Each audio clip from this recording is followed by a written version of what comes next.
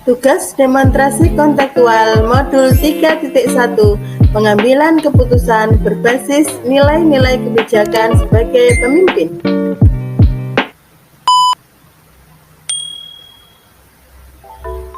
Perkenalkan, nama saya Yuliatin, calon guru penggerak angkatan 5, dengan Bapak Safrudin sebagai fasilitator serta Ibu Siti Zainab sebagai pengajar praktek. Di sini saya akan merefleksikan hasil wawancara dengan Kepala TK Muslimat Mu'awana dan Kepala Kelompok Bermain Muslimat Mu'awana.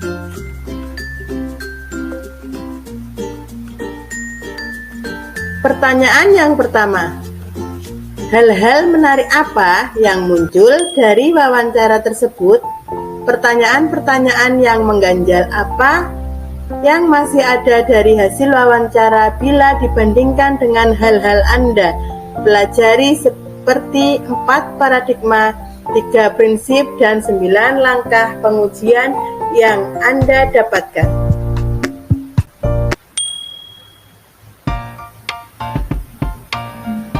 Dari hasil wawancara dengan beliau berdua, yaitu Ibu Istiqomah selaku Kepala TK Muslimat Mu'awana dan Ibu Zainatul Afia selaku Kepala Kelompok Bermain Muslimat Mu'awana. Beberapa permasalahan yang muncul adalah permasalahan tentang guru yang melanggar tata tertib sekolah, yaitu sering datang terlambat saat jam pelajaran sudah berlangsung. Dalam hal ini, sebagai kepala sekolah, Ibu Istiqomah dan Ibu Zainatul Afia harus sangat berhati-hati dalam mengambil keputusan terhadap guru yang selalu melanggar peraturan tata tertib sekolah, serta kebijakan seperti apa yang harus disampaikan Ibu Istiqomah selaku kepala sekolah harus berhati-hati dalam menentukan nilai-nilai yang saling bertentangan, yaitu rasa keadilan melawan rasa kasihan. Dan hal tersebut harus disampaikan kepada guru bahwa jika guru tersebut melanggar peraturan melebihi batas toleransi, maka guru tersebut harus mendapatkan sanksi. Tapi di sisi lain, guru tersebut sangat bagus dan berkompeten dalam hal pembelajaran di kelas. Tetapi guru tersebut sedang mengalami masalah di keluarganya, sehingga menyebabkan beliau sering datang terlambat ke sekolahan. Dari hasil analisis permasalahan tersebut, dilema etika permasalahan yang ada, maka kepala sekolah mengambil keputusan yang sesuai dengan nilai-nilai kebijakan universal serta keputusan tersebut dapat dipertanggungjawabkan.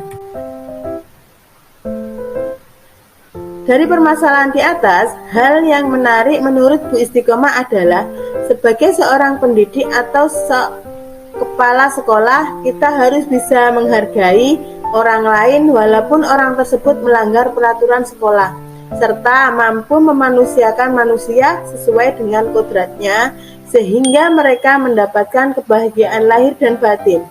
Sedangkan menurut Ibu Zainatul Afia, hal yang menarik adalah dalam pembentukan karakter atau budi pekerti pada seorang guru harus dimulai dari diri sendiri serta mampu berkolaborasi dengan lingkungan sekolah atau warga sekolah.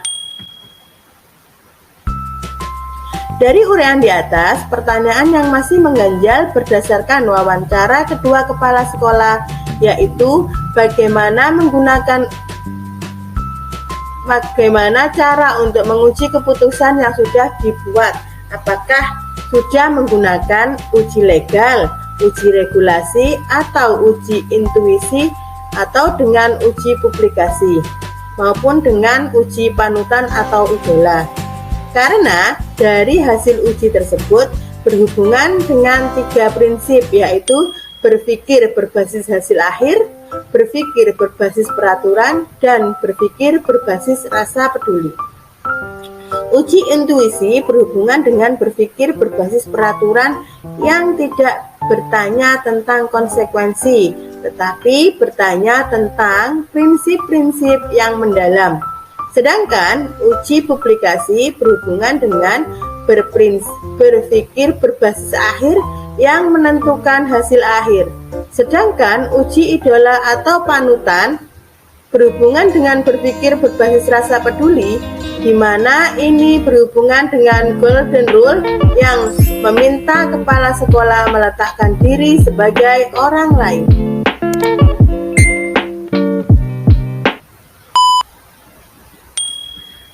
Pertanyaan yang kedua, bagaimana hasil wawancara antara dua pemimpin yang Anda wawancarai? Adakah sebuah persamaan atau perbedaan?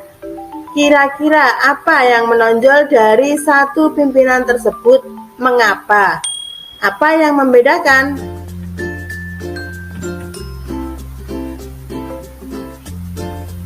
Persamaan hasil wawancara yang sudah saya lakukan bersama Ibu Istiqomah dan Ibu Zainatul Afiyah, yaitu pengambilan keputusan yang sesuai dengan nilai-nilai kebijakan universal, serta keputusan tersebut dapat dipertanggungjawabkan kepada institusi. Sedangkan perbedaan dari hasil wawancara yang sudah dilakukan Ibu Istiqomah dan Ibu Zainatul Afiyah adalah pengambilan keputusan Ibu Istiqomah berdasarkan rasa kemandirian, sedangkan menurut Ibu Zainatul Afiyah, pengambilan keputusan berdasarkan kolaborasi dengan seluruh warga sekolah. Dari banyaknya pengalaman beliau berdua, pemimpin tersebut, sehingga beliau berdua bisa dengan tenang dan menyikapi serta menghadapi setiap permasalahan, sehingga beliau berdua mampu mengambil keputusan yang terbaik. Selanjutnya adalah pertanyaan yang ketiga. Apa rencana ke depan para pemimpin dalam menjalani pengambilan keputusan yang mengandung unsur dilema etika? Bagaimana mereka bisa mengukur aktivitas pengambilan keputusan mereka?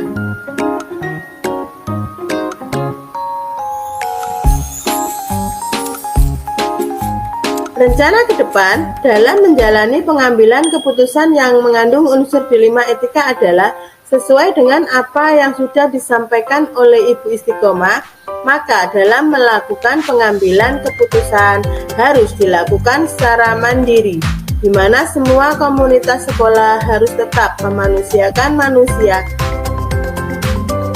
Sedangkan yang disampaikan oleh Ibu Zainatul Afiyah adalah pengambilan keputusan yang kolaboratif, sehingga lebih baik jika dibandingkan dengan pemberian hukuman kepada guru yang melanggar peraturan tata tertib sekolah.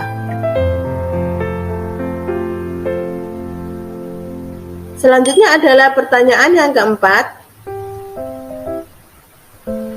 Dari refleksi wawancara, bagaimana Anda sendiri akan menerapkan pengambilan keputusan dilema etika pada lingkungan Anda, pada murid-murid Anda, dan pada kolega guru Anda yang lain? Kapan Anda akan menerapkannya?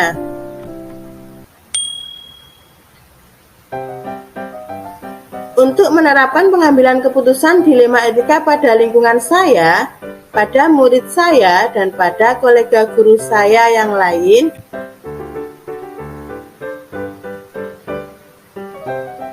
cara saya dalam menerapkan pengambilan keputusan di lingkungan yaitu dengan cara yang pertama, saya harus dapat mengamati kondisi permasalahan yang ada di lingkungan. Apakah permasalahan tersebut termasuk dilema etika atau rujukan moral? Cara saya yang kedua adalah dengan mengidentifikasi nilai-nilai kebijakan yang saling bertentangan, misalnya jangka pendek dengan jangka panjang. Kemudian, cara saya yang ketiga adalah dengan berusaha melakukan uji coba dengan menerapkan uji legal, uji regulasi, dan uji publikasi, karena ini menyangkut dilema etika.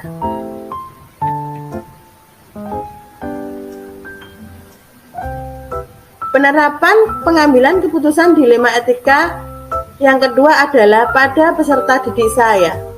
Maka yang harus saya lakukan adalah yang pertama, saya harus mengamati kondisi permasalahan yang ada pada peserta didik. Apakah permasalahan yang ada pada peserta didik tersebut merupakan dilema etika atau rujukan moral? Yang kedua, saya harus bisa mengidentifikasi nilai-nilai kebajikan yang saling bertentangan, misalnya keadilan dengan rasa kasih sayang. Selanjutnya, cara yang saya lakukan adalah saya harus berusaha melakukan uji coba dengan menerapkan uji legal, uji regulasi, uji publikasi, kemudian menerapkan pengambilan keputusan sesuai dengan dilema etika. Untuk penerapan pengambilan keputusan selanjutnya adalah kepada kolega guru. Yang akan saya lakukan adalah yang pertama, saya harus mengamati permasalahan yang ada pada guru. Apakah permasalahan tersebut termasuk dalam dilema etika atau rujukan moral? Yang kedua, saya mengidentifikasi nilai-nilai jangka panjang dengan jangka pendek. Yang ketiga, saya akan berusaha melakukan uji publikasi, uji legal dari 9 langkah pengambilan keputusan. Kemudian yang terakhir, saya harus terus belajar menerapkan 3 prinsip, 4 paradigma, dan 9 langkah dalam pengambilan keputusan ketika saya menghadapi suatu permasalahan baik dengan peserta didik maupun dengan guru dalam menjalankan tugas saya sehari-hari di sekolah.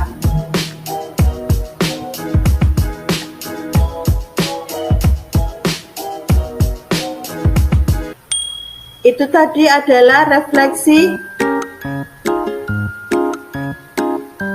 hasil wawancara saya dengan 2 kepala sekolah yang ada di lingkungan saya. Sekian, terima kasih. Guru Bergerak Indonesia Maju.